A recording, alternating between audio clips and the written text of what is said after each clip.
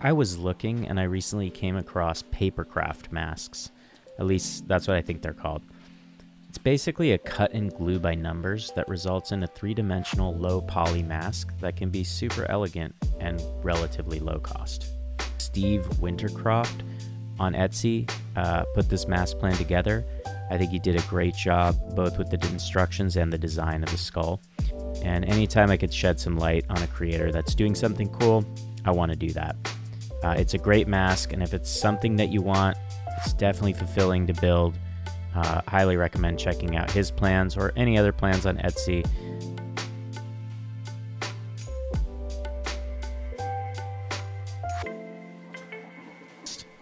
I didn't have to drive around or really order too many things online or wait for shipping. I just basically printed it and got to work right away. I did it over a couple of sessions due to my schedule, but I would at least expect 3 hours of work to create this mask. This was relatively low cost. The plans I got from Etsy were under $10. I needed some heavy duty paper, but I had glue, an X-Acto knife, and a Duresta ice pick to help me out. Shout out to Jimmy. As far as printing, if you can, print the templates directly on your cardstock paper.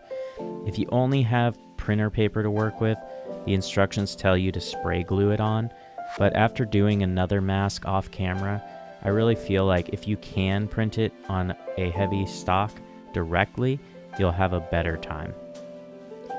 My next tip is to use glue when assembling. A lot of the instructions tend to call for double-sided tape, but I tried that on another mask and it really wasn't as easy. I kept coming undone. Use glue. My last tip is just to customize your mask. You can print your templates on colored paper. You could hand paint it. You could gold leaf it. You could bedazzle it. I don't know what you're into. To recap, this mask cost me under $20 and around 4 hours of work to make. The template was under $10. The paper and the glue were the only other things I bought for about another 10.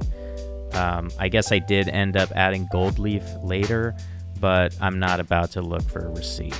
It was cheap, it was fun, and generally it was easy. And if I saw a production level mask just like the one I did, I would expect it to cost $50 to $75. It's a win. Plus, I'm pretty sure nobody's going to be a low poly skull demon with gold tipped horns. Thanks, I hope this helps. Good luck. Have fun.